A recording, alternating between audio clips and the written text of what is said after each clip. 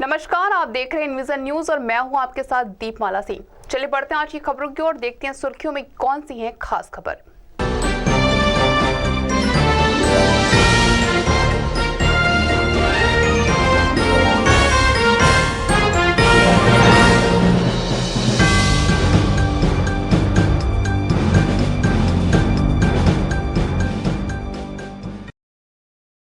अपनी जनसभा में विरोधियों पर शब्दों के बाढ़ चला रहे बीजेपी के प्रदेश अध्यक्ष केशव प्रसाद मौर्य आज चंदौली में थे।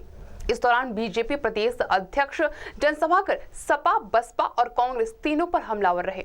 उन्होंने सपा को नागनाथ, बसपा को सांपनाथ तो वहीं कांग्रेस को कालियानाथ की संज्ञा देते हुए सीएम अखिलेश पर निशाना साधा।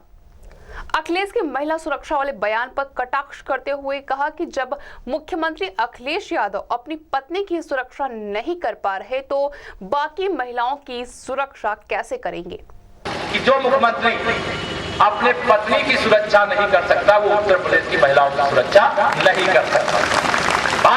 उन्होंने कहा कि उत्तर प्रदेश में भारतीय जनता पार्टी की सरकार बनने जा रही है और भाजपा की सरकार बनने के बाद उत्तर प्रदेश की पुलिस आजम खान की भैंस नहीं बल्कि गुंडों और बदमाशों को खोजेगी। आजम खां के बारे में बहुत टिप्पणी नहीं करता, लेकिन उनको इतना ही कहना चाहता हूं कि वो भाजपा की सरकार आने के बाद ये समझ लें कि भाजपा की सरकार आने के बाद पुलिस उत्तर प्रदेश की आजम खां की भैंस नहीं खोजेगी, गुंडे अपराधी खोजेगी। आपको बता दें कि केशव प्रसाद मौर्य आज चंदौली जिले के मुगलसराय और सैयद राजा विधानसभा क्षेत्रों में भाजपा प्रत्याशियों के समर्थन में चुनावी जनसभाओं को संबोधित करने पहुंचे थे।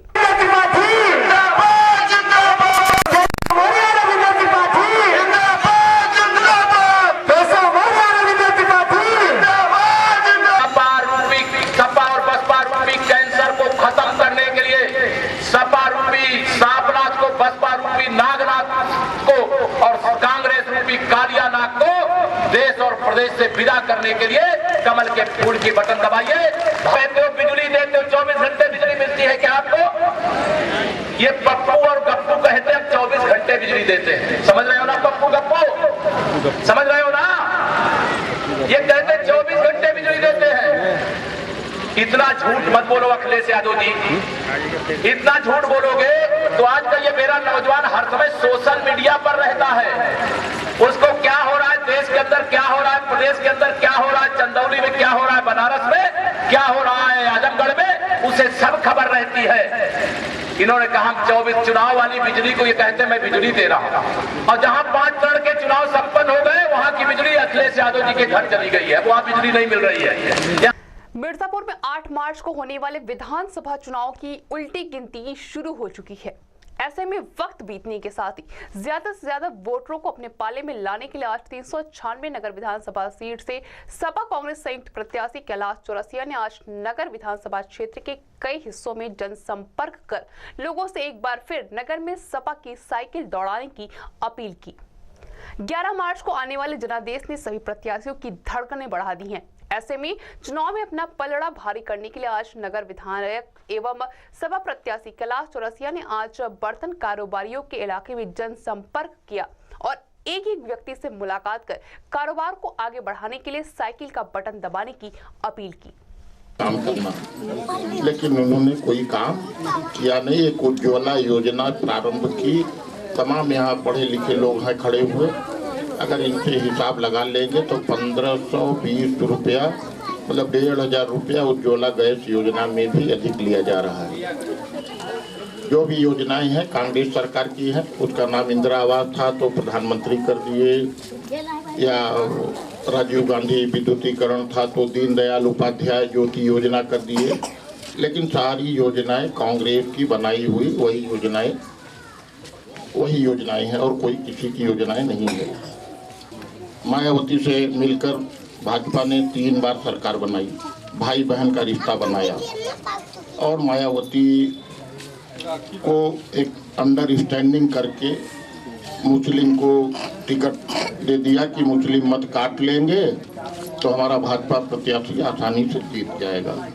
उनकी जो सियासत है और ये सब तो अंदर से मिले हुए हैं। मायावती के आचरण के विषय में हमें कुछ बताना नहीं है। अपने चुनावी जनसंपर्क के दौरान सपा प्रत्याशी कैलाश चौरसिया आज गैपुरा के भी कई गांवों में पहुंचे।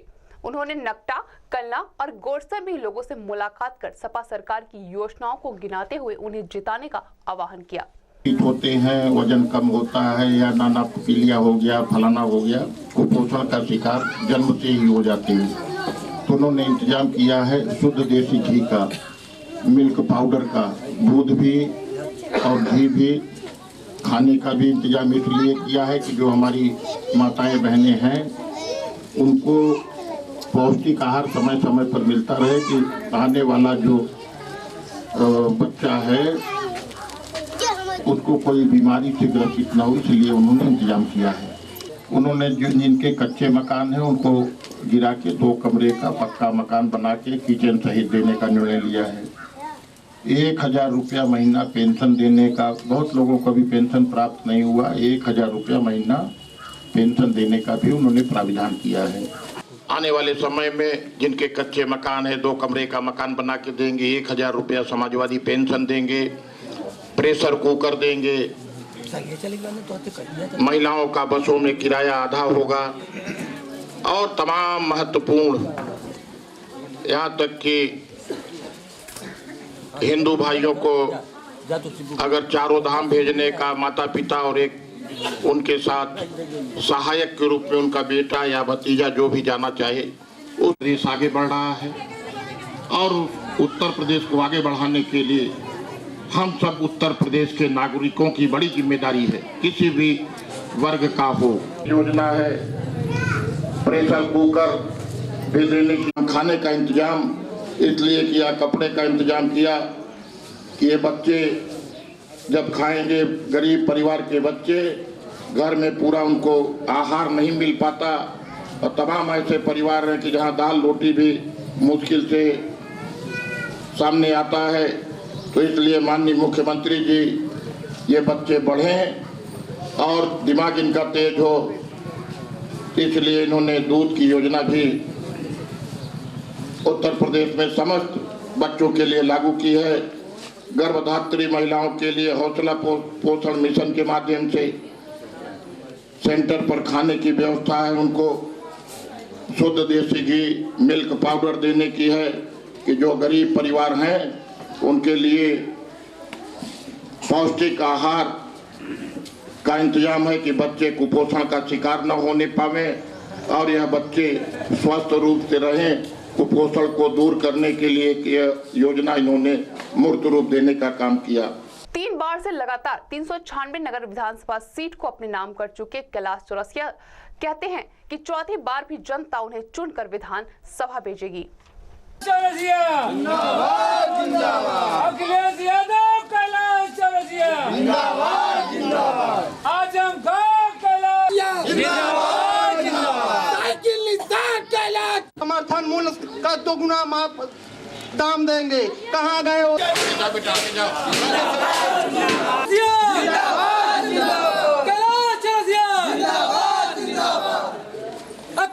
उत्तर प्रदेश में समाजवादी पार्टी और कांग्रेस गठबंधन के लिए चुनाव प्रचार कर रहे राजद सुप्रीमो मंगलवार को पीएम मोदी के संसदीय क्षेत्र काशी पहुंचे।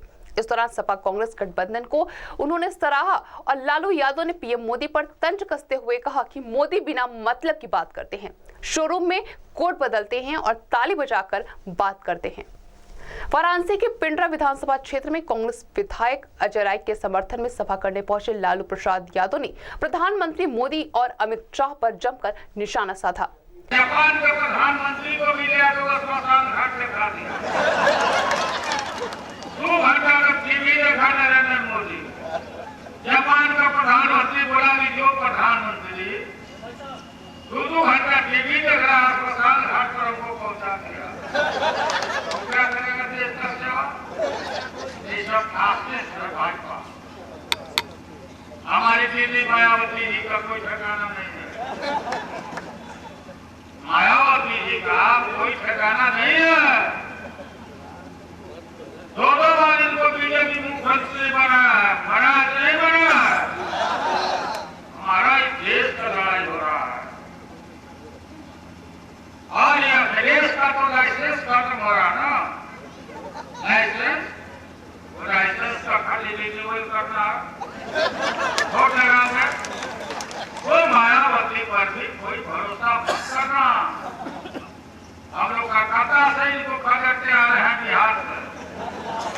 अभी घुसा हुआ है फिर उत्तर प्रदेश में। नरेंद्र मोदी मां बहन याद करो ना, टाइम कम है। नरेंद्र मोदी ने कहा था कि पैसा दीजिए, पैसा दीजिए, कुछ नहीं। घूम घूम कर बोलता था बिजली आई, बिजली गई। नरेंद्र मोदी ने ये स्विस बैंक में विदेश में काला धन जमा है, हम लाएंगे आप प्रत्येक भारतीय के खाता में हम 15 लाख रुपया 15 ही दिन में जमा कर देंगे। बोला भगने बोला रहा। उन्होंने मोदी को अमेरिका के राष्ट्रपति डोनाल्ड ट्रंप का जुड़वा भाई करार देते हुए कहा कि किसी को ये नहीं मालूम कि अगले पल क्या करने वाले हैं। इस दौरान लालू यादव ने पीएम मोदी पर चुटकी लेते हुए कहा कि मोदी कहते हैं कि मुझे यूपी ने गोद लिया है, तो क्या यूपी निसंतान है और बुढ़वा को कौन गोद लेगा। दुनिया में नाम है माननीय मनमोहन सिंह का। क्या बोल दिया नरेंद्र मोदी राजसभा में भी? रेन कोट पहन के आप बाथरूम में मनमोहन सिंह नहाते हैं। हमने पूछा है मोदी, ये कब से आप किसके बाथरूम में तुम झाँकते हो? रेन कोट तुम देखा तो और कुछ देखा क्या मनमोहन सिंह? बताना चाहिए ना, ये आपके नगर में वाराणसी देवताओं के महान देवता काशी विश्वनाथ त्रिशूल पर खड़े हैं आप, भगवान हमारे। वहां नरेंद्र मोदी चलाया वहां से जीते सारा होने के लिए बुलाया होगा सुपरनर लोग या नहीं बुलाया होगा, तो वहां से आया नरेंद्र मोदी बोला कि हम अपने मन से नहीं आए हैं बनारस, हमको किसी ने बुलाया नहीं है, हमको गंगा मैया ने बुलाया। तो हम पूछा कि गंगा मैया कब बुलाती है? जब संस्कार होता है तब गंगा मैया बुलाती है। इसीलिए लेके आज हम आए हैं। कोई ने बोला नरेंद्र मोदी कि वाराणसी को हम केटो बना देंगे, केटो जापान में। इन सब सीट आ रहा हम लोग। हालांकि नोटबंदी पर क्या कहते हैं? नोटबंदी पर बोले ना, नोटबंदी हो जाएगी आपने कहा, उनका उल्टा बंदी हो गया नरेंद्र मोदी का। बढ़ेंगी कुछ और भी खबरों की ओर, यहाँ ले रहे एक छोटा सा ब्रेक के बाद चल लौट रहे हैं।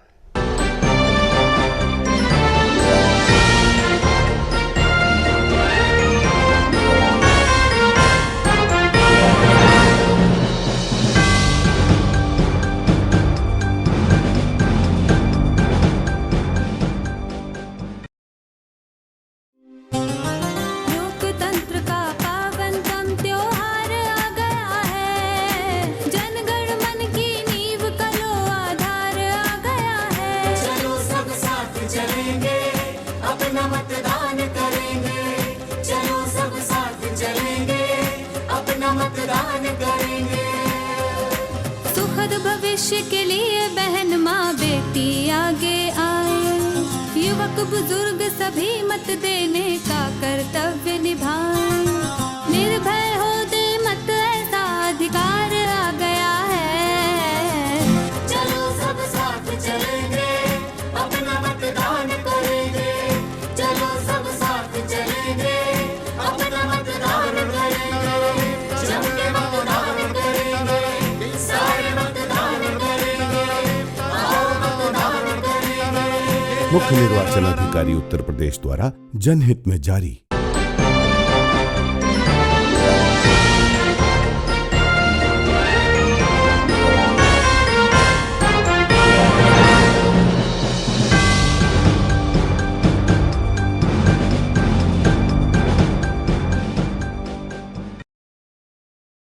ब्रेक के बाद आगे बढ़ाते हैं खबरों का सिलसिला और रुख करते हैं आज की अगली खबर का।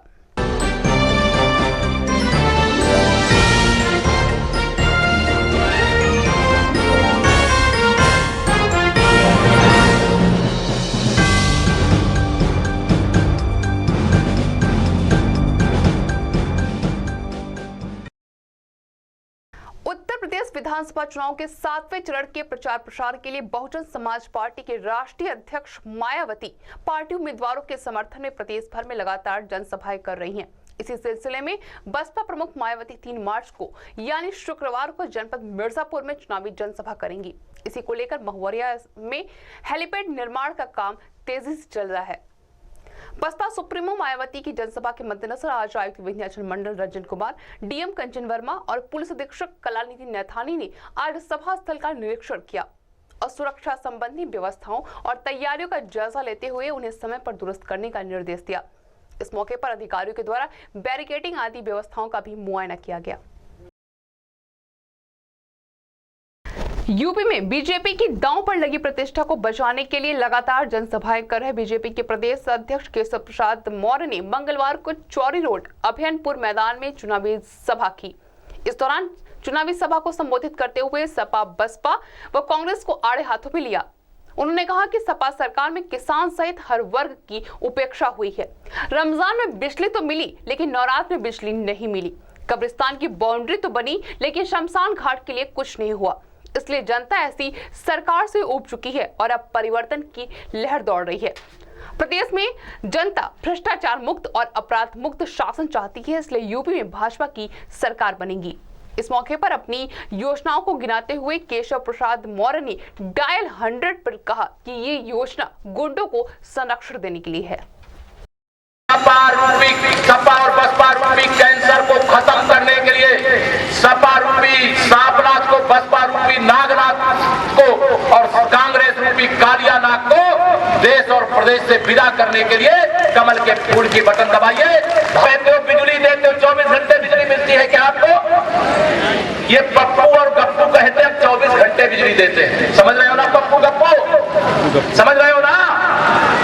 ये कहते हैं 24 घंटे बिजली देते हैं।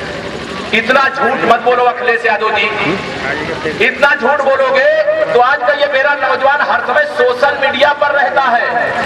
उसको क्या हो रहा है देश के अंदर, क्या हो रहा है प्रदेश के अंदर, क्या हो रहा है चंदौली में, क्या हो रहा है बनारस में, क्या हो रहा है आजमगढ़ में, उसे सब खबर रहती है। इन्होंने कहा 24 चुनाव वाली बिजली को ये कहते मैं बिजली दे रहा हूं, और जहां 5 चरण के चुनाव संपन्न हो गए वहां की बिजली अखिलेश यादव जी के घर चली गई है, वहां बिजली नहीं मिल रही है। सत्ता और विरोधियों पर निशाना साधने के चक्कर में राजनीतिक दलों के नेता आदर्श आचार संहिता का उल्लंघन करने से भी पीछे नहीं हट रहे। ताजा मामला पीएम मोदी के संसदीय क्षेत्र वाराणसी का है, जहां केंद्रीय मंत्री स्मृति ईरानी शहरी क्षेत्र में महिलाओं की एक सभा को संबोधित करने पहुंची। खास बात यह है कि इस सभा की ना तो परमिशन थी और ना ही इसकी जानकारी प्रशासन को थी। चुनावी सरगर्मी को और बढ़ाते हुए आज वाराणसी में पहुंची स्मृति ईरानी ने आज सिकरा स्थित एक बैंक्वेट हॉल में महिलाओं को संबोधित किया और सैकड़ों महिलाओं से वोट देने की अपील की, मगर इस सभा की कोई परमिशन या जानकारी चुनाव आयोग को नहीं थी। इसके बावजूद इस कार्यक्रम में सैकड़ों महिलाओं को भोज भी कराया गया। इसके बावजूद इस कार्यक्रम में सैकड़ों महिलाओं का भोज भी जमकर हुआ। मामला जब मीडिया में उछला तो आनन फानन में स्थानीय पुलिस मौके पर पहुंची और जांच में जुट गई, लेकिन आयोजकों का कहना है कि परमिशन क्या होता है वो जानते ही नहीं।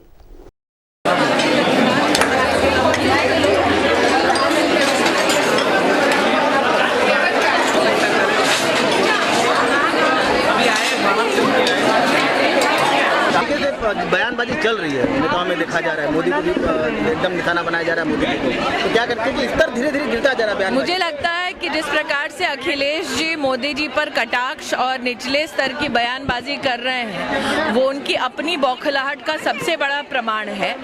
साथ ही मुझे ये लगता है कि कल गायत्री प्रजापति को अचानक उत्तर प्रदेश की पुलिस ढूंढने लगी है, तो ये भी इस बात का प्रमाण है कि भारतीय जनता पार्टी ने जब अखिलेश सरकार की विशेष लॉ एंड ऑर्डर की विफलता को जनता के सम्मुख प्रस्तुत किया और जनता ने भी अपने आक्रोश को व्यक्त किया, तब देर सवेर में प्रशासन जागकर अब गायत्री प्रजापति को ढूंढ रहे हैं। तो ये delayed response law and order की दृष्टि से अखिलेश जी के नेतृत्व का एक बहुत बड़ा हिस्सा बन चुका है और वो देख रहे हैं कि किस प्रकार फेस दर फेस भाजपा की सीटों में बढ़त हो रही है, भाजपा के प्रति लोगों का रुझान बढ़ रहा है।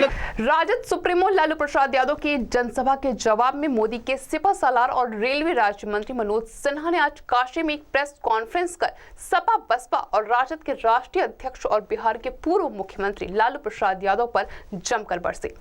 मनोज सिन्हा ने कहा कि हमारी सरकार सिर्फ बातें नहीं करती, काम करती है, जिसका प्रमाण है DLW के विस्तार और रेलवे के लिए खुद प्रधानमंत्री का लगाव। सूबे की सरकार पर निशाना साधते हुए मनोज सिन्हा ने कहा कि यूपी में अपराध का ग्राफ सबके सामने है। इनकी सरकार पहले भी गंगा पर पुल बनाने का सपना दिखा चुकी है और अब यूपी की जनता को मेट्रो का सपना दिखा रही है। वहीं लालू के क्योटो खोजने और गाजीपुर में रहने के बयान पर लालू प्रसाद यादव की खिंचाई भी उन्होंने की। मनोज सिन्हा ने लालू यादव पर हमला करते हुए कहा कि ये काशी में क्योटो खोजने आए हैं, जबकि उनके लालटेन में तेल ही खत्म हो गया है, इसलिए लालू को क्योटो दिखाई नहीं दे रहा। 5 में से एक भी पुल बन करके तैयार नहीं हुआ है। यही विकास हुआ है। मुलायम सिंह जी का शासन चला गया, बहन जी का चला गया और अब अखिलेश जी की विदाई का वक्त भी आ गया है। 14 नवंबर को प्रधानमंत्री जी गाजीपुर आए थे। उन्होंने तारीघाट गाजीपुर मऊ नए रेलखंड के कार्य का शुभारंभ किया और एक गंगा जी पर पुल वहां भी बन रहा है और इन पुलों से थोड़ा वो भिन्न है, वो रेल कम रोड ब्रिज है। और उस दिन मैंने एक बात कही थी, ये 14 नवंबर 2016 को ये काम शुरू हो रहा है। 3 वर्ष में, मैंने 14 नवंबर 2019 के पहले ये काम पूरा कर दिया जाएगा। तो एक ऐसी सरकार लोगों ने बनाई है जो परियोजनाओं का शिलान्यास भी करती है और उद्घाटन भी करती है। एक नए प्रकार की कार्य संस्कृति इस देश में मोदी जी की सरकार के कारण विकसित हुई है। काम बाकी हैं, जब रोलिंग स्टॉक मिल जाएगा तब ये अप्लाई करेंगे कमिश्नर रेलवे सेफ्टी को कि हमें किस स्पीड पर मेट्रो चलाना है, इसकी अनुमति दीजिए। तो बहुत तेजी अगर उत्तर प्रदेश की सरकार करेगी तो न्यूनतम 4 महीने कम से कम लगने वाले हैं। और यह सरकार तो विदा हो रही है, नई सरकार जब हम बनाएंगे तो हम कोशिश करेंगे कि कम से कम समय में लखनऊ में मेट्रो चले और लोग मेट्रो का दर्शन भी कर सकें। मैं समझता हूं कि जिन अपराधियों का नाम आपने लिया है, बहुजन समाज पार्टी का बंटधार करने में उनका योगदान ज्यादा होगा, क्योंकि उनके कारण अमन पसंद लोग गोलबंद होकर के भारतीय जनता पार्टी के समर्थन में खड़े हो गए। उत्तर प्रदेश में जब सरकार भाजपा की बनी तो पहले उत्तराखंड यूपी का हिस्सा होता था। उत्तराखंड और पश्चिमी यूपी का योगदान ज्यादा था। इस बार भाजपा के बहुमत की जो सरकार बनने जा रही है उसमें पूरी उत्तर प्रदेश का योगदान ज्यादा होगा। मैं घटना आपको बताता हूँ, जब मैं स्कूल में पढ़ता था तो चौधरी चरण सिंह जी गाजीपुर आए थे। उनकी सभा में मैं गया था सुनने, ऐसे विद्यार्थी था। तो उनका भाषण मुझे आज भी याद है। उन्होंने कहा कि मैं बागपत छोड़ सकता हूँ, आजमगढ़ गाजीपुर नहीं छोड़ूंगा। मैंने लोकदल की इतनी ताकत मानी जाती थी। और ये भी मुझे याद है कि लोकदल ने गाजीपुर की 7 की 7 सीटें जीत ली थी। मैं आप सबके बीच विश्वास से आज कह के जा रहा हूँ कि लोकदल ने जो इतिहास बनाया था उसे भाजपा इस बार विधानसभा चुनाव में गाजीपुर में दोहराने जा रही है। और आजमगढ़ में न्यूनतम 5 सीट हम पाने जा रहे हैं। मऊ की 4 सीटें हम जीतेंगे। बुलेटिन में इस वक्त फिलहाल इतनी ही खबरें। कुछ और खबरों को लेकर जल्द हाजिर होंगे इन विजन के अगले बुलेटिन में। तब तक के लिए दीजिए इजाजत और आप बने रहिए इन विजन न्यूज के साथ।